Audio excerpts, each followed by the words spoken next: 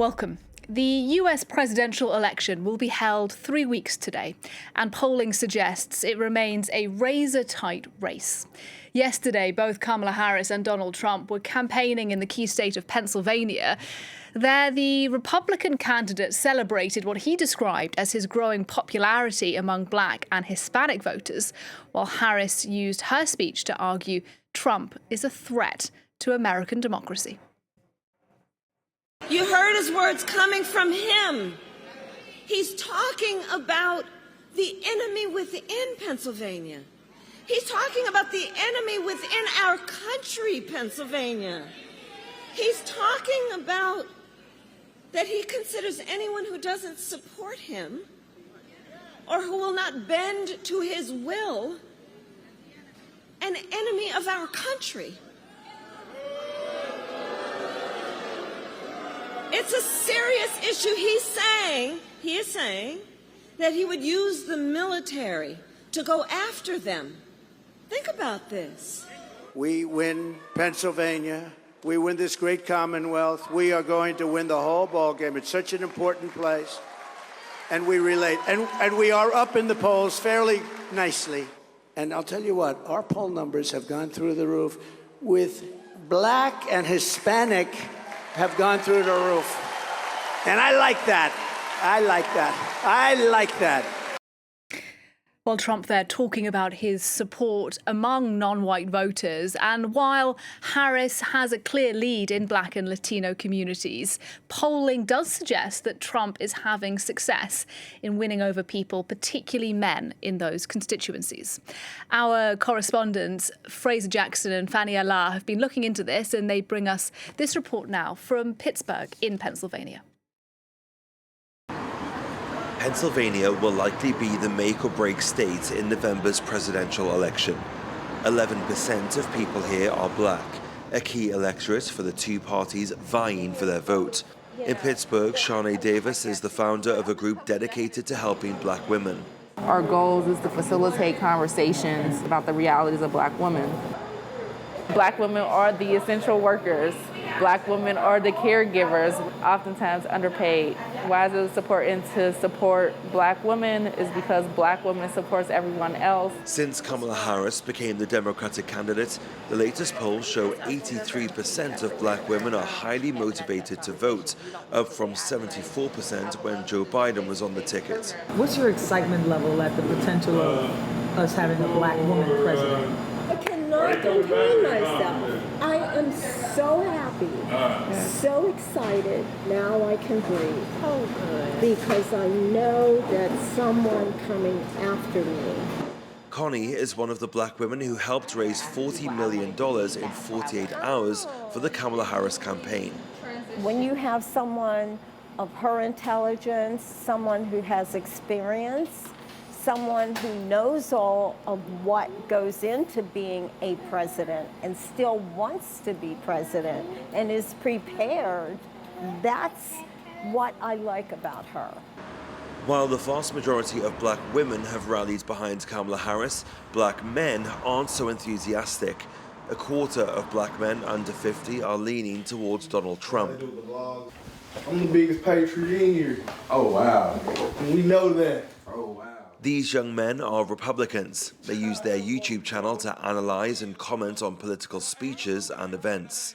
I honestly think, the Black vote is changing. We've seen it. I'm seeing people I never thought would post the Trump situation on the internet, and they're posting it. Even my own friends.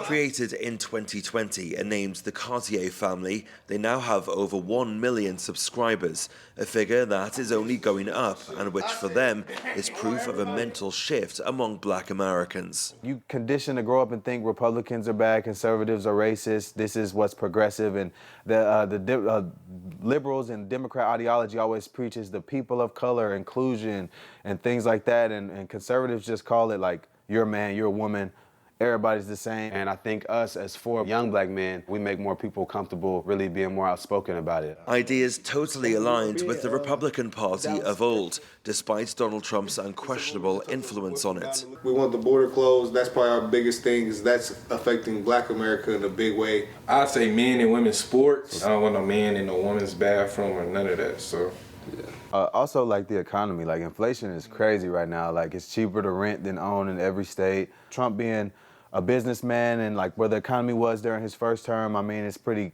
obvious that he's the best choice to fix these problems. It's hard to measure the exact percentage of black Americans who are leaning Republican, but one thing is certain. If Donald Trump gets even a small percentage of their votes, it could well be enough to swing the election in his favor, setting up a battle for votes that promises to last until November 5th. Fraser Jackson reporting for us there. And to talk a bit more about race politics and how it is influencing this election, Richard Johnson joins me on the line now. He's a lecturer in US politics at Queen Mary University, and his research interests include ethnic minority voting patterns and the Republican Party. Good to talk to you then on the programme today. Good afternoon. Look, a figure that was mentioned in that report we just aired is that a quarter of black men under 50 are leaning towards Donald Trump, given the, frankly, racist language that we know he's used in the past. How do you explain that? Well, part of it, I think, is a changing ideological shift within the African American community. So we have seen that polls have shown for decades, actually, that about a third of African American voters are ideologically conservative, that their politics sits on the right. And yet those voters have, a large chunk of those voters, majority of those conservative black voters have nonetheless voted for the Democratic Party. And what we are seeing is a movement of people who are on the right ideologically now voting for the Republican Party within the African American community. This is a trend which we've seen in other racial groups. We see this very strongly with white voters over a number of decades. We've seen it also with Asian American voters. We've seen it with Hispanic voters. This seems to be the election where we're seeing that movement, and political scientists call it ideological sorting, where people are aligning their existing set of policy beliefs with a political party that is more in line with those policy beliefs.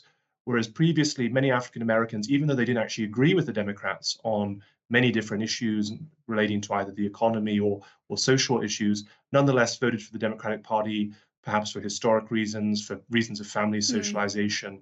Those linkages are now weakening. And I want to talk about a poll from the New York Times, which does indicate that Harris has around 78% of support among black voters. That is a lot, but it compares to something like 90% support for Democrats in previous recent elections. I wonder if you think that suggests some reticence towards Kamala Harris herself rather than a particular affinity for Trump. I mean, bluntly put, is that because Kamala Harris is a woman? Well, there has been a decline in African American support that predated Kamala Harris. So when Biden was the nominee, the Democrats, or the presumptive nominee, I should say, the Democrats were actually expecting to do even worse with African Americans. And so Harris's position on the ticket has actually boosted Democrat support relative to what it was, say, six months ago. But you're absolutely right that in historic terms, Vice President Harris is potentially looking at winning the lowest share of the African American vote of any Democrat since the 1960s. I would say, though, that perhaps in another point of irony, Vice President Harris is looking to win perhaps the highest share of the white vote of any Democrat since the 1970s. And that's because college-educated whites are moving quite strongly in her direction. Again, this is not something that just came out of nowhere. We've seen a trend of college-educated whites moving to the Democratic Party over recent years. But I mean, if we go back and we look at in 2008, Barack Obama won a margin of +7 with college-educated voters and +8 among non-college educated voters. In other words, there wasn't much of a class difference in voting behavior. The latest poll suggests that Vice President Harris is polling with a 20-point margin over Donald Trump among college educated voters but a 16-point deficit among non-college educated voters. So in some sense, what I think we're seeing is a rise of class voting in quite a profound way in this election, and that's having an effect with ethnic minority communities as well. Yeah, and talking about the role that class may be playing in this election, I suppose it's pertinent as well then to talk about the economy, talk about inflation. We know that is the biggest issue for voters in this upcoming election. Is Trump's messaging on that, do you think, cutting through in particular with Black, Latino, other minorities? I think that has to be part of it. And in some ways, this is a bit of an indictment against the Biden administration's ability to sell politically their economic program. I mean, the Biden presidency has been one of the most active presidencies in trying to shape the economy in a way that improves the working conditions of lower income voters, and particularly with a focus on investment and employment, and actually quite a big boost for manufacturing jobs during Biden's presidency. But you're right that the inflation story has overshadowed that, but I think also there's been a failure to get that political, to sell that story in kind of meaningful political terms. And Donald Trump has put this really at the center of his campaign. And really, the groups that Trump is looking to animate in this election across different racial groups are voters who we would call kind of low engagement voters, voters who certainly don't vote in midterm elections, don't even necessarily haven't voted in recent presidential elections. And it makes it very difficult actually for us to predict how those voters are going to behave, because pollsters have to try to make certain calls about weighting the proportion of those people and how they're going to vote. So part of this also is we have to take the polls with a heavy pinch of salt. There are some, for the Democrats, alarming results among non-white voters, and that may materialize. But also part of that might be being shaped by voters saying that they're going to vote, but the question is, will they actually turn out on election day? Just a final question for you. I'm interested to think about the Arab American vote a little in somewhere like Michigan, another swing state. I mean, given the war in Gaza, now in Lebanon as well, do you think actually Arab American voters could swing Michigan one way or the other? Well, look, if the polling is correct, this is an election that's going to be have a razor-thin margin. And there are 7 swing states. Trump won 6 of them in 2016. Biden won 6 of them in 2020. And the result could be decided anywhere in between that this time round. Some of these states could be decided by a few thousand votes. And so if any group stays, doesn't turn out to vote, and this is a group that historically the Arab American vote has been for recent election cycles quite strongly Democratic. If they don't show up and it's a close result, then yes, that could swing a state like Michigan. But I would just add that, of course, the Arab American population, although it's a meaningful population in Michigan, it's much smaller than, say, the African American population or the Latino population, or indeed, of course, the white population. So it's not just the case that if that their decision to perhaps not participate or not vote in this election, to boycott this election in a very, very tight race might make a difference. But the campaigns need to think about how they can perhaps compensate that by mobilizing other groups. And there are opportunities for those both campaigns to do that. Richard Johnson talking to us there from Queen Mary University in London. Thank you very much indeed. Thank you.